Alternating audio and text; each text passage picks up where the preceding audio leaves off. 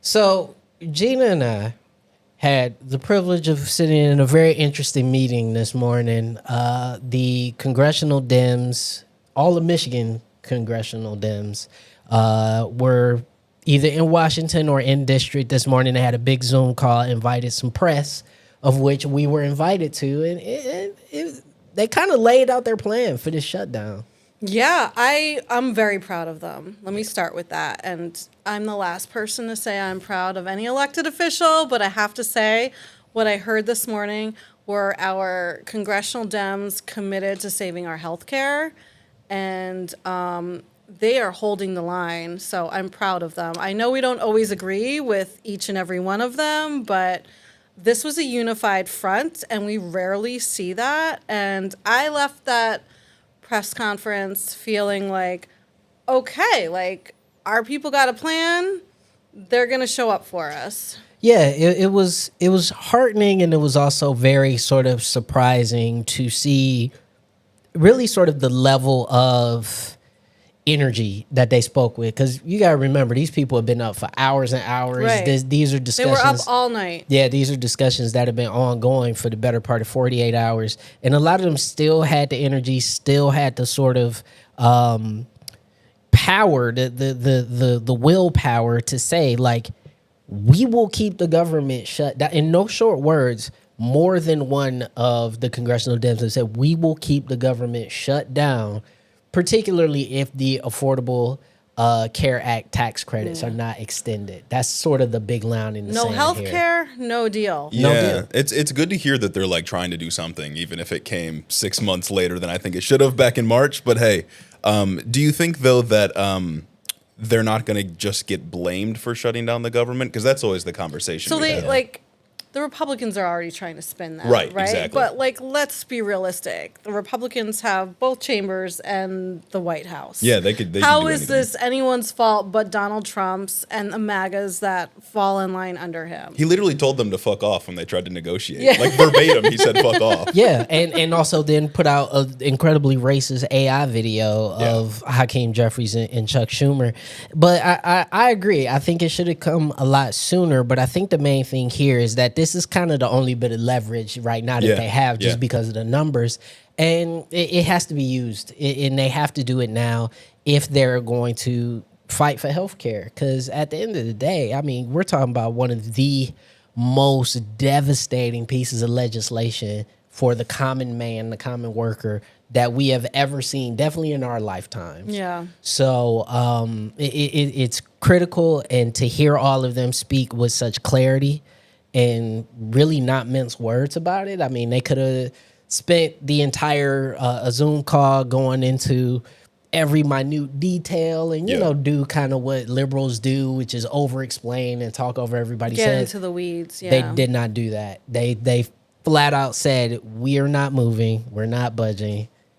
If you got to Yeah. get the people health care. If Yeah. not, it'll stay shut down. I'm glad they chose the healthcare issue and not just doing like the classic "the sacred halls" type thing. Yes. I'm very glad they're not saying like, "Oh, my constitution," and it's actually an issue that affects people. That's good Oh to see. yeah, and you know, and one of the cool parts about that, and I personally am very excited to see where this goes. I'm not excited that the government is shut down, but I'm Yeah. excited to see what sort of strategy from a media perspective I'm comes going to out say of here. this is actually the first time I've seen any sort of strategy. That's a Facts. good point. So I'm like, we have Debbie Dingell, who I feel like has taken this leadership position because we're not really seeing much of leadership coming from Hakeem Jeffries in the House. But she's kind of coalesced the caucus, or and the Michigan Dems, and is kind of like, this is our plan. We're not going to play into the bullshit lies, right? Because we already have people like JD Vance out there tweeting like Michigan, or JD is tweeting out really shitty things like Democrats are just giving illegals free health care, when that is not the case. You literally can't do it. It's not actually legal. against the law to give undocumented people free health care. But it's like, okay, like same old trope, right? Like Yeah. last summer it was they're eating your cats and dogs. This summer it's that we're wasting money giving them free health care. Like Yeah. there's zero proof of the free healthcare trope. It's just another lie. Yeah, and so we'll be following this very closely, obviously. But for me, I look at it like, hey, here's a moment in time for the Democrats to actually do a thing, and that seems exciting. Yeah, so I'm just going to give everybody a little call to action today. Call your congressional Dem and say thank you for holding the line and like keep it up, because this is the kind of stuff we want to see. Well, while we're dealing with that shutdown, we have another one right here in our own backyard. It's the nightmare scenario is almost here. The thing about the Michigan government shutdown is there seems to be at least more headway, more traction stateside for Michigan, but they've passed, what is it, a 1 week, not a full stopgap. Continuing Just a resolution, stopgap. but just a stopgap to give them some extra time to figure out what's going on. This happened in the middle of like Tuesday night going into Wednesday morning, like 2 a.m. or something. They passed this stopgap measure, which basically gives us like another week to write the budget because it's not written. Yeah, the interesting thing to me about the Michigan shutdown is like a few weeks ago, Matt Hall introduces this budget bill that's like the I'm gonna kill you budget. Yeah. Cutting literally everything he could possibly cut. Yeah. And then a few weeks later, it's just, oh yeah, I folded. Like, what was the plan? You know what? I was talking to some people about that, and we've talked to a number of elected The art of the officials. deal. Sure. But that was the thing for me is that I asked, on background, like, okay, so either Matt Hall knew that this would never work, or this man is the worst negotiator on the face of the planet. Stupidest person possible. I think like he does have a very physically large head, but in his mind, his head is even bigger. Lots of Yeah. empty space. And he literally thought he could strong arm every other branch of the government into doing what he wants, which is not the case. Well, and if the budget goes through, you're talking about a lot of the stuff that they wanted to cut is going to be retained, especially things like, school lunch is the thing. Yeah. That was a hard line for the Democrats here in Michigan. But then you have like a weed tax, which I know the weed industry is not happy about, but So that was a separate bill passed. yeah. So you have a separate bill passed for the weed tax, but it passed. So you have That bill passed because we needed the revenue to cover to put into the budget bill. exactly. Yeah. So it's like that's what I'm saying. So it all works together. So at the end of the day, you're gonna have more taxes. You're getting Wait, almost none of the let's stuff. just point out Republicans raised everybody's taxes That's what I'm saying. with 3 separate bills last week. That's what I'm saying. Okay, so fucking Matt Fucking tax and Hall spend conservatives. Oh man. Matt Hall owned himself last week. It's ridiculous. It's Little ridiculous. Timu Trump doesn't know what the fuck he's Not doing. Timu Trump. And then didn't he in that bill a few weeks ago try to like cut all property taxes? That would just like the state would be done. There's no revenue at that There point. is no state. It's like apocalyptic. Yeah. Like what are we doing? There's actually a ballot petition going around called Axe My Tax Ugh. that wants to remove all property taxes. And they'll lie to you. Don't sign it.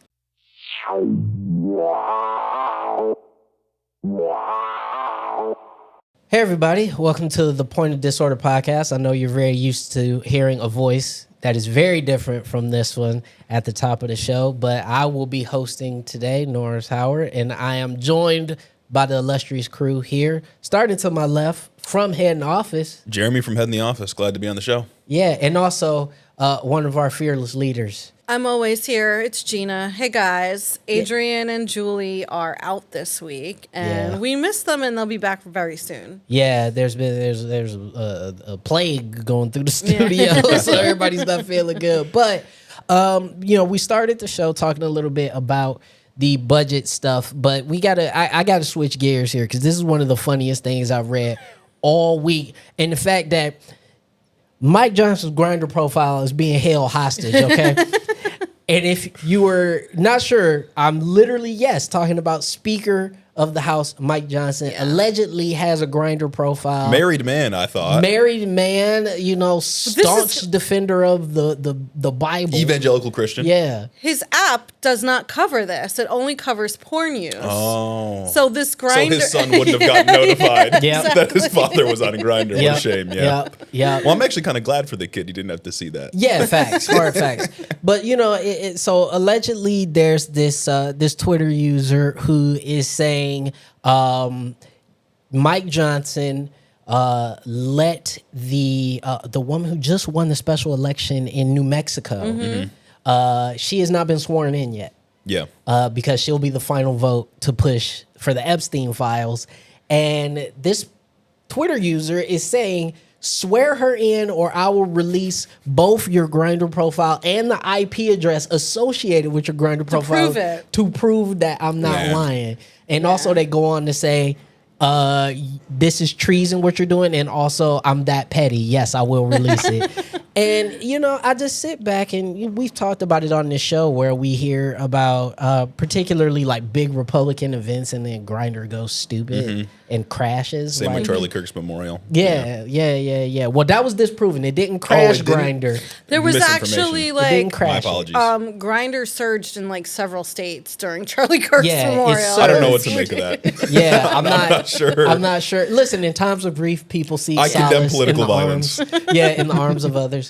I love this for Mike Johnson. I mean, this TikTok user has since he made the original video saying he has the Grindr profile and the evidence. He's now made a follow up to say I have given this all to my lawyer and to other people. If anything happens to me, they've been told to release it. He's got to GoFundMe for legal bills. He's kind of afraid for his life right now, it sounded like, but Yeah. he's not backing down. It's crazy for Mike Johnson because I remember when he first became speaker, we did some research into previous statements and op-eds that he wrote. He was writing back in 2003 about how evil gay marriage was. You could put what he said about gay folks next to what Himmler said about gay folks, and they'd be basically the same. Yeah. Just for him to now be outed as a participant on Grindr. Very interesting. But it's but isn't that the story though? Isn't that the thing? Exactly. Let me rail against this thing that I am internally struggling with. And listen, at the end of the day, man, just go to therapy. This is what or I just do. accept who you are. It doesn't That's have what to I'm be saying. this way. Go to therapy, accept who you are, and then everybody can have a good time. Yeah. But instead, now we got to deal with you literally trying to destroy the lives of millions of gay folks in the country because you can't deal with your own latent desires. Yeah. I don't get it. One of my favorite words is Schadenfreude, and Yeah. I'm just gonna. I needed a little today. But so you know what? Thank You know what I'm Mike. gonna say. You know what I'm gonna say though is that, and this goes to not just, I'm saying this without a political lean. Is that everybody out there threatening this stuff? Release it. Just do it. I'm tired of it. I'm tired of. We've been waiting. We've been getting blue balled on the Epstein files. How many We've been times was somebody supposed to out Lindsey Graham? Yeah, we've been getting blue balled Yeah. on Lindsey Graham. Release it. Just do it because at that point, right? Everybody's, they're afraid for their lives. Listen, we don't know how many people get disappeared in this country. We don't know. At some point, somebody just has to be courageous and just do it, man, because these people are not making life better for gay folks right now. No. So why not just do it and actually, I don't know, go out a hero? Yeah. I don't have that kind of juice or that kind of evidence. So I'm speaking sideways. I get it, but if I did, I would let it go. It's a public service. Yeah, it would be a public service. But we got to talk about one of the biggest stories of the week besides the shutdown is this Bugs Bunny The pep rally on pep Tuesday. rally that Hegseth and Trump had with all of our military leaders in the most embarrassing usage of our armed forces I've ever seen. An incredibly drunk thing to do. To It- call it a meeting was. with everybody, that's just a waste of time. Very drunk Could thing you to do. imagine, right? For all of our listeners out there who work in corporate America, could you imagine that your very drunk CEO just sends an email that says, Tuesday, all hands meeting, we're going to sit there for 3 hours and I'm just going to yell at how all of you are fat need to shave, and we can't have any more gay people in Not the an company. exaggeration. It's not even an exaggeration. No, that's what he did for 3 hours. It's Yeah. ridiculous, man. And then Trump got up there and rambled even more, man. Yeah, and when Hegseth first announced, or when it was first leaked, I think that there was going to be this meeting with all the generals and admirals at Quantico. I was a little worried because I was like, what does this mean for like authoritarianism? You know what I mean? But there's this quote from Marx that things happen twice, first as tragedy, then as farce, and I think that's what we're dealing with because I Yeah. remembered that Pete Hegseth is a drunk loser who only cares about aesthetics.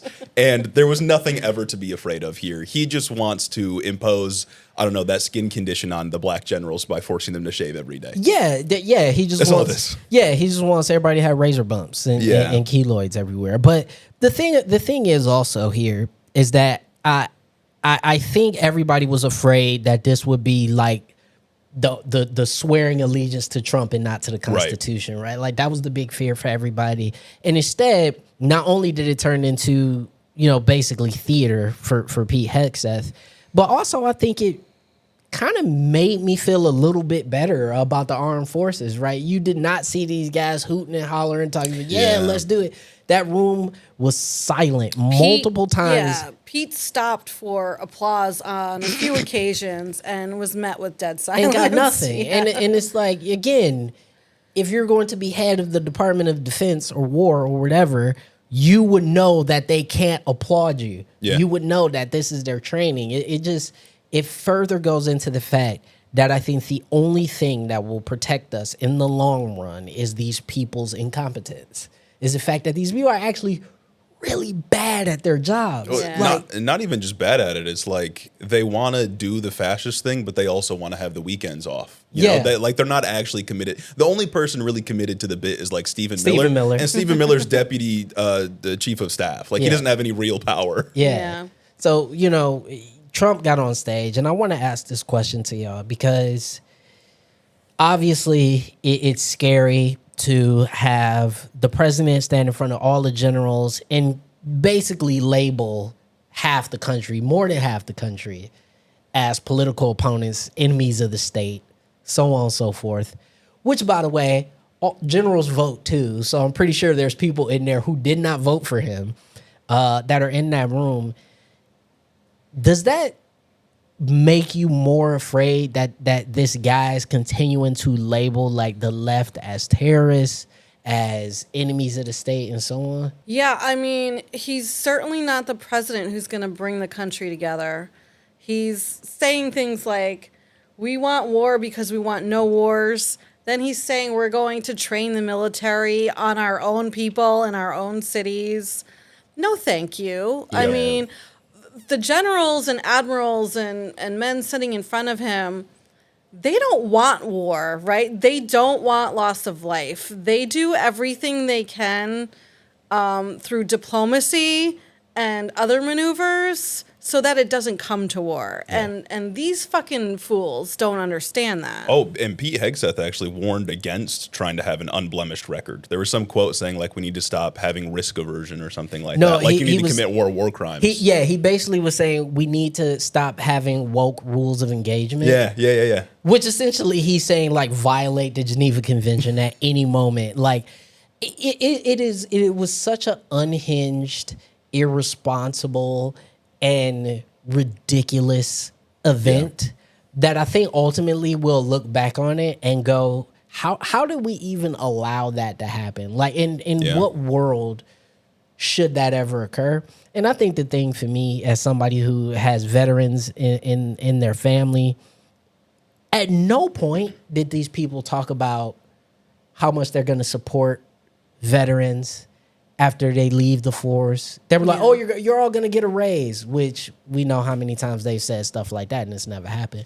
No, and then they go and cut their services. Cut the VA. They cut the VA. Cut the they VA. cut their health care. Yeah, so that's Yeah. what I'm saying. No mention of like, oh, actually, we're going to support the VA. Actually, we're going to, work on mental health services, in which Pete Hegseth has literally said we need to get away from mental health services for the military. That's psychotic, especially because we know that like the two like trend lines for mass shooters. Like everybody likes to talk about how they're left or right or whatever. The two actual indicators are being a man and military service. Absolutely. Those are the two like prime predictors of like who actually commits a mass shooting. Well, the last two mass shooting events that have happened was one in Virginia, one here in Michigan, both committed by veterans. Yeah. You know, and I'm not using that or saying that as a way to condemn all veterans. I'm No. saying that trend line is there.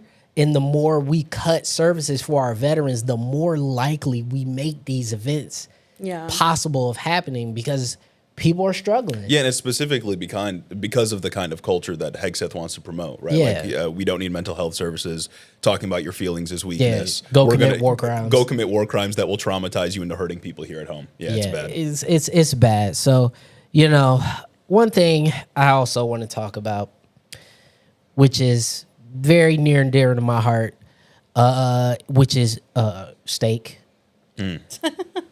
I love to eat. I'm a pure tourist. Comfort foods, all that good stuff. I want to give us some time as we talk about support from the government.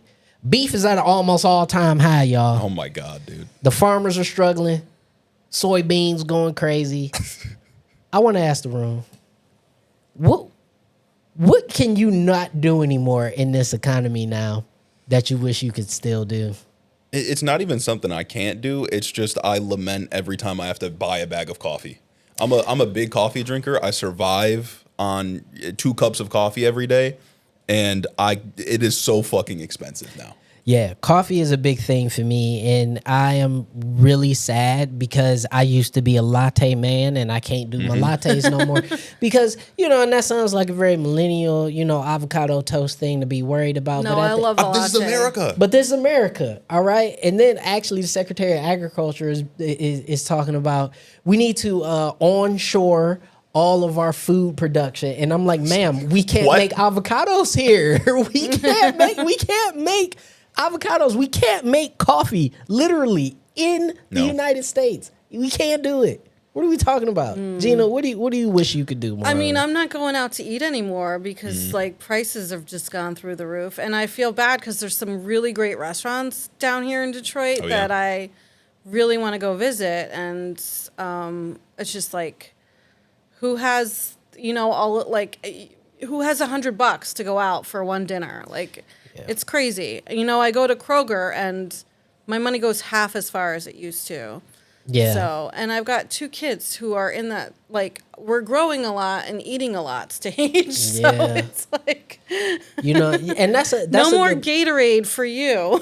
That's a That good was a point, luxury too. item. I'm just a single dude, you know, living alone, and you know, I think about people who have kids, particularly teenagers. Yeah. Because I'm like, what are you supposed to do? Your Yeah. grocery bill used to be, you know, $150, and now it's like $280. What are you supposed to do? Exactly. I mean, my son is a teenager, and I mean, he can eat a chicken a day. Like, it's just, Yeah. It's just a whole chicken. yeah. Can't afford a chicken a day. Can't man. afford a whole Can't afford chicken. a day. No. Fully a self-inflicted wound too. None of this had to happen. Right. Just a choice, policy choice. You know what? And I think we got to lean into that more. I think that should just be a mantra of all of us moving forward. This didn't have to happen. None of this had to happen.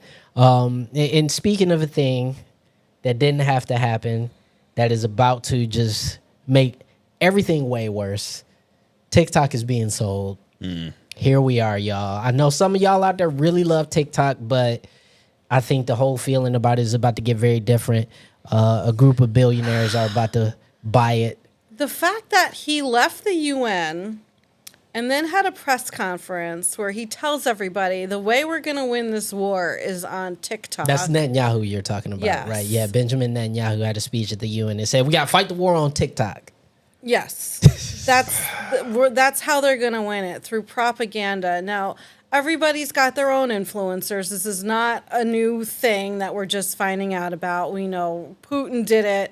You know, Bibi's paying people $5,000-$6,000 a video to get on there, you know, American people, and talk about pro-Israel stances and whatnot. And it's just like, you know that, like, popular opinion is how you're going to win. So you literally, like, buy a platform. Yeah, it's pay to win. Yeah. It's pay to win. There was a recent expose of a bunch of content creators that were essentially paid to go to Israel, like right outside of Gaza, and say, like, look how much food they're giving to Gazans. Like, everybody's lying about the starvation and stuff. I don't know if they were like explicitly paid for this because a lot of them were Yeah, they already are. Zionists. But they go and make these videos, and I think, like, okay, they're doing propaganda. Who the fuck is this for? Like, it doesn't seem like it's for Americans. You know what I mean? No. Because, like, who It believes is, this? though. There are a lot of Americans that believe Yeah, that. maybe, yeah. There is a pipeline of propaganda that has come down.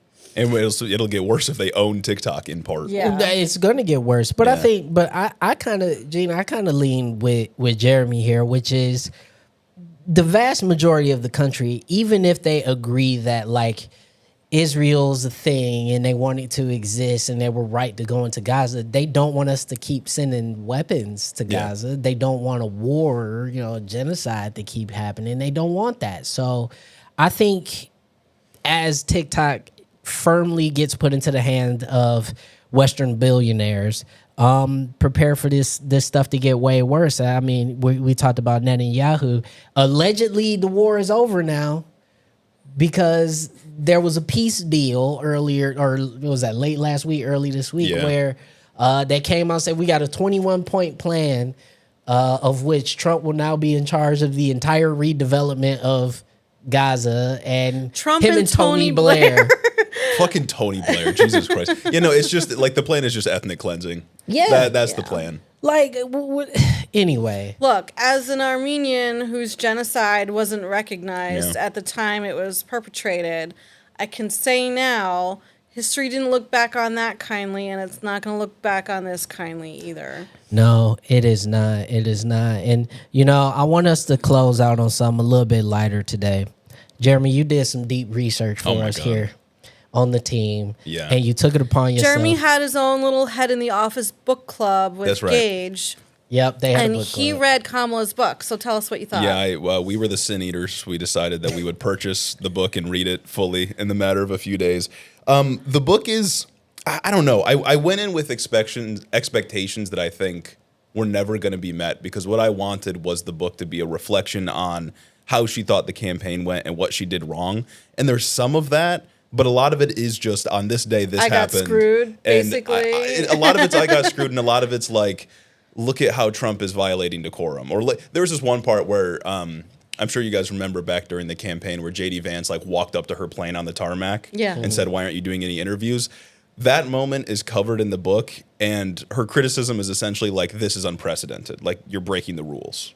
And it's like, well, if you're appealing to procedure, you're always going to look like a loser. Yeah. But a lot of the book, the first 50 pages or so are her explaining how awful Biden's team was. Like, completely on demon time, these people, blaming her for like everything, saying if Biden drops out, you're going to get her and she's much worse. Biden hamstrings her throughout the campaign. But then she never explains why she remains loyal to him.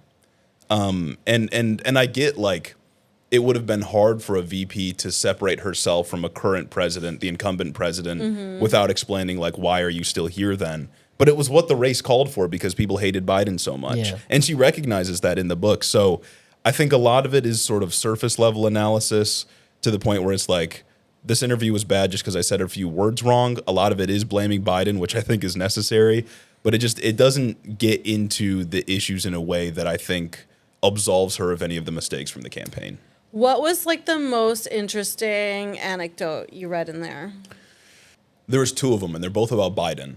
The first one was apparently the team, the campaign team before he dropped out, had planned for Kamala Harris to be the one on the road. And the way she described Biden's part was a White House-based campaign. They planned to keep him in the White House for the entirety of the campaign. That is the worst idea I've ever That's not running for office. That's not running sitting for for office. office. Yeah. Like you can't if your entire team recognizes that you cannot go out and campaign, you can't can't do it. run. You can't do it. And then the second one is right before the debate. She is preparing to debate Donald Trump. Biden calls her and essentially says, "Hey, I heard that you're considering like separating from me. Just letting you know there's some power brokers in Philly that aren't going to support you if there's any separation between us." Yeah. And then hangs up. Like 5 minutes before she Yes. walks on stage. Yes. Insane. Like what are we doing? Yeah. Man, what are we doing? You know what? It is all of this, and from what you told me about here and previously about the book, it just completely solidifies the fact that how we got here isn't just about Donald Trump, isn't just about the podcasters, isn't just about like the culture war stuff. It is completely about the fact that the left, the Democrats, could not get on the same page to save their lives. And up until fairly recently, it's remained that way. Yeah, like none of this could have happened without liberal weakness in Yeah. my mind. And it's interesting with Kamala Harris specifically because I want to like her, you know what I mean? And I remember she was one of the more progressive senators when she was in the Senate. Like Her voting record was second to only Bernie in terms of how left it was. Yeah, and the in way she Senate. like breaks down some of the issues, whether it's like trans issues or immigration or whatever, like she clearly understands it, but then none of it comes across in the campaign. Like Right. she concedes to the right in every imaginable way. And the only conclusion I can make is like when you get that close to the establishment, something happens to your brain that makes you just ineffective at No, politics. it's the committee, man. It's Yeah, you know, it's, campaign by it's committee. campaign by committee, and you get too many voices in the room. Too many power broker consultants, All of and, that. and like millionaire donors. Yes, Yeah. the special in your interest ear money. all the time. Yeah, 1,000%. I mean, look at her. Like when she was talking about making housing affordable, great, but like that's a long part of her speech that like people don't sit through, right? Like we're gonna give a $20,000 tax credit, great, but like that doesn't. That doesn't really seep into like everyday talking points, right? What people did here was like her talking about immigration and sounding basically just like Trump half the time. Oh, Like, yeah, same and- No, thing. yeah, she's got this whole section where she talks about the immigration issue and she breaks down like cities with more immigrants are not more violent. Immigrants do not commit more crimes per capita than like natural born US citizens. And then she says something like, I didn't have enough time to push back on the demonization of immigrants that Trump has been doing for 10 years. And so I didn't try. Like, what are we talking about? You know what I mean? Like, I fully concede. She, It was the 107 summer days. of eating cats and dogs. I want Right. to remind people that. Yeah, and and she it's- couldn't think of anything to say. And that was the thing that kind of frustrated me, Yeah. you know, the more that we, you know, explored, you know, the postmortem of her campaign, which is, yes, we know it was way shorter than it should have been. We all know that. She got dealt a raw hand for yeah, sure. Yeah, no there's doubt. a little bit of that. But Yeah. also at the same time, you got to go in with such clarity. And sometimes you may have to say some things that are not the most polished. That clearly wins you elections. Mm-hmm. You have a guy who has no polish whatsoever as the president right now. Yeah. And it's like, instead of trying to, in her quest to try to appease as many people as Yeah. possible, all she did was make nobody like her. Yeah. And I think that's what ended up happening to the entire Democratic brand at all. Yeah. People moving were forward. fed up by the end of the campaign, and that's why we didn't see the same size turnout last year that we saw in 2020. One No. might argue she had too much time, right? Because the thesis of the book is 107 days isn't enough time, but it seems like it might have been too much given that her popularity reached its peak compared to Trump, like in approval rating, right after the convention, and then it just shrunk and the gap closed over time. So maybe the campaign was too long. It could have been. I just think there was no clarity of message, and, Yeah, and I think yeah. obviously the elephant in the room is the Gaza situation did not help her. Yes. And, you know, instead of being very open to the discussion, regardless, and we know what her stance on Israel would have been, on Gaza would have been. But at the end of the day, she could have easily said, hey, I hear you. I'm willing to work with you on figuring this out. Yeah. Instead of just being like, hey, guys, at a rally here in Michigan. She was totally dismissive, and Trump was actively sending surrogates in to talk to the Muslim community in Michigan. He found a fucking MMA dude from Palestine and flew him in here. Yeah. Seriously. You noticed the weakness. Well, and he went after seriously, it. a lot of people forget. I sat on a lot of media forward focus groups Yeah. during the campaign, and one of the things that a lot of the PACs were coming to Michigan in particular to talk about was the black vote, the Palestine issue, and home affordability. Those were the big sort of pillars that they wanted to talk about, and I was sitting next to a couple guys. They were rappers, well known in the Detroit rap scene, and people asked him, like, why'd you go to that Trump thing when he went to that church in Detroit? And he was just like, well, every time I hear Democrats, they talking about how I'm a felon and therefore I shouldn't be worried about this. It's like, I'm a felon. Trump is a felon. Yeah. He was like, he literally said these words. He said, it sounds reductive, but here's a guy that came to talk to me, a felon who can still vote. He said, but a felon that the other side basically said, we don't want you in this coalition. It was the simple stuff like that. Yeah. The very, very simple stuff that sounds rudimentary to us who live in political world all day long. But I think that was the missed opportunity for the Democrats. Yeah, voters just want to feel like you don't actively hate them. That's it.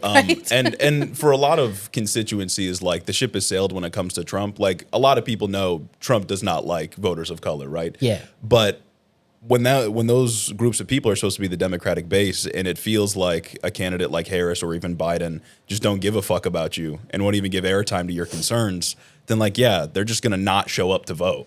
Facts. Yeah. And they didn't. Yeah. These are things that I hope Michigan Democrats learn for 2026, because you have pretty large swaths of the base, like progressives think their votes are being taken for granted. Women of color think their votes are being taken for granted. Not a great way to go into a really important midterm election. So I'm hoping we can like course correct a little bit. Yeah. Yeah. And like the coalition's out there, right? Like Slotkin won in Michigan when Kamala Harris lost. Like it's possible to bring these groups together and make it so Democrats at least can squeak by. But you gotta like try. You gotta try. You can't, especially on an issue like Gaza right now. Like it does get a lot of airtime in her book, but it's the same argument every time where it's like, Trump will be worse, so you have to vote for me, and that's just not compelling. But even then, it's not compelling. Yeah. It wasn't put forth in a compelling way. You can make that argument, but you have to make the argument in a way that makes people feel like, oh no, he actually is going to be really bad.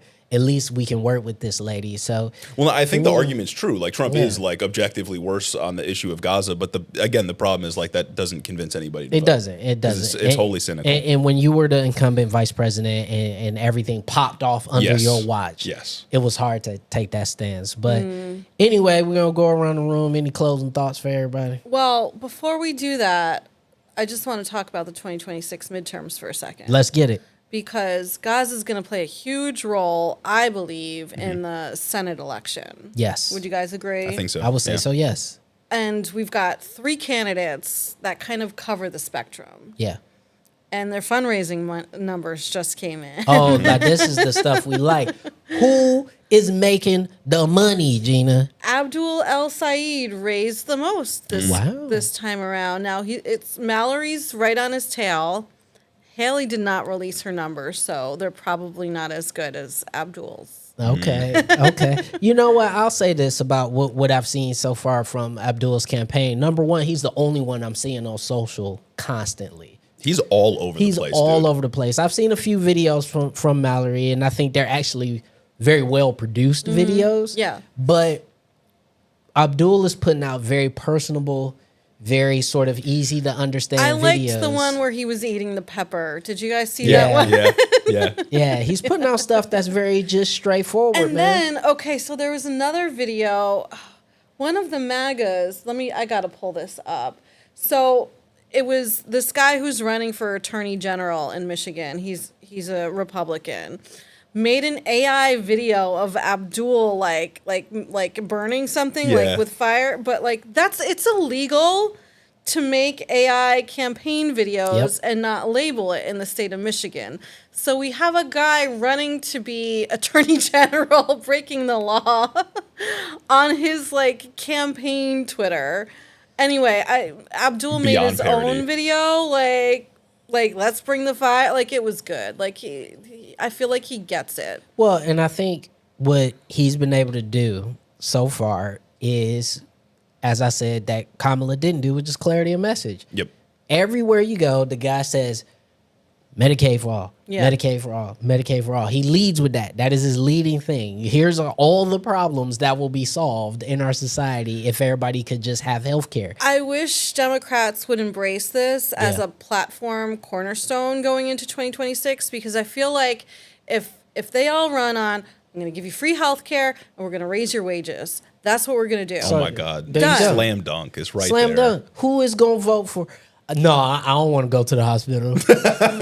I just want to have cancer all forever. Yeah, like I'd rather go bankrupt paying my Yeah. bills. Nobody's gonna go for that. And I'm starting to see like everybody trying to do the Zoran thing. Like Zoran's influence on digital communications is Yeah. very everyone's trying to do the Zoran video. But I think a lot of people are forgetting that like doing the Zoran thing, but as a centrist, just isn't possible. No. Because Zoran stuff worked so well because the message was simple and it was populist, right? He didn't get on here and explain how he's going to give like the super complicated tax credit. He said freeze the rent. He said Cuomo's a dickhead who gets money from Trump. Trump donors. It's like the Zoran thing is only possible grocery as a progressive. store. Yeah, like if you're poor, go here. Like like these are very simple, straightforward things. It does remind me a lot of when 2008 happened and Obama was the first presidential candidate ever to truly embrace digital mediums as a way to put forth a campaign platform. Zoran feels a lot like that, where it's like, here's a guy, obviously everybody has used social media before, but here's a guy almost using like a subversion of social media. He's literally dumbing it down to its most rudimentary form and just talking about the issues and just saying, dude, I want you to be able to eat every day. I want you to be able to have health care. I want you to be able to live in this city and not go broke. These are things that I think Abdul has it's taken him a little bit, but I think as we're starting to see kind of the dog days of the campaign, we get into it next year, I think it's going to be hard for people to kind of go against that clarity of message. Listen, my moms, who Gina met, we at an event, Abdul was at the event, and after we left, she straight up said, I'm voting for that guy. Yeah. That's what she said. It's just, I'm voting for that guy because healthcare for everybody is the most basic thing. Yeah. And therefore, whoever is down for that, that's what I'm voting for. It helps that he's just the same dude all the time, too, right? Yeah. Like when the party's suffering from an authenticity issue, it helps that like when the cameras are off, he's just like the same guy. You know, I think that's a important thing to talk about if any candidates or anybody thinking about running for public office is listening. Like, just be the same person all the time. Be the same guy, talk with the same tone, the same touch, have the same issues as your ethos. Because if you do that, people will gravitate towards you. As much as I hate to say it, a guy like Trump is the same guy everywhere. Yeah. That's part of why he appeals to people. He's like my grandpa. Yeah, that's what people said. He's my uncle. Everywhere. So take some lessons there. There's no reason to talk to the donors in a different way that you talk to the people, in a different way that you talk to your colleagues. So so we had Abdul first, and you said Mallory was second, and then we don't know what happened with Haley. I think we know what happened. We don't know, but we don't have official word to know what's going on with Haley but we Stevens. will very soon. It's so funny that Schumer endorsed her, man. It's so funny. Well, again, she's incumbent. You make relationships, it. you spend time in Washington, and so on and so forth. But anyway, that's going to be it for this week. The lineup probably will be different again next week. No show next week, I don't think. That's right. We're off next week. But I want to let everybody know, I don't know if you guys realize this, but we have more than one podcast. So That's right. if you're listening to this one and you love the Michigan content, you're really going to love For the Sake of the Argument with Lori Goldman. And next week, in place of our pod, we will be playing the interview she did with Michigan Democratic Party Chair Curtis Hertel. We had a really great conversation with him, something we think everybody should hear. But Lori's been interviewing everybody, like Dana Nessel, Mallory McMurrow, Jocelyn Benson.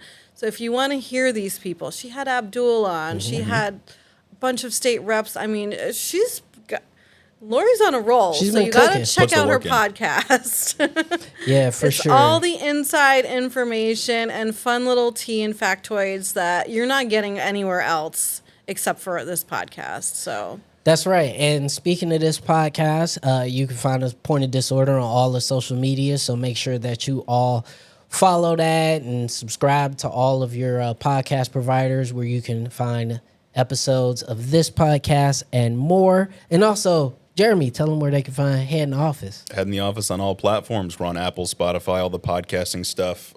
Biggest platform is TikTok. Hopefully Israel doesn't censor us when they buy the platform.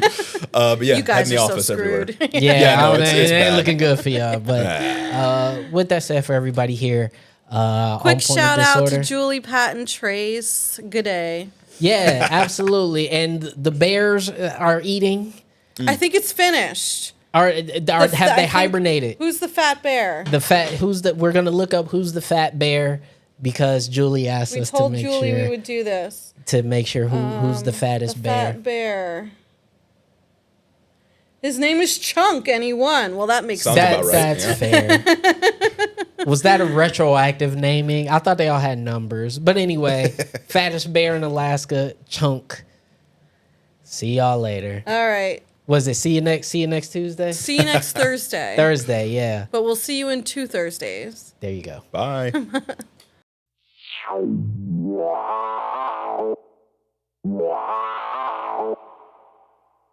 And that's a wrap on today's episode of Point of Disorder. We'd like to extend a huge thank you to everyone who listened today. And if you like us, give us a like, a subscribe, or a review on any place you get your podcasts. And don't forget to follow us on social media at Distill Social and at The Guerrilla Politic. This is the Point of Disorder podcast, signing off. Stay sharp, stay progressive, and above all, stay tuned.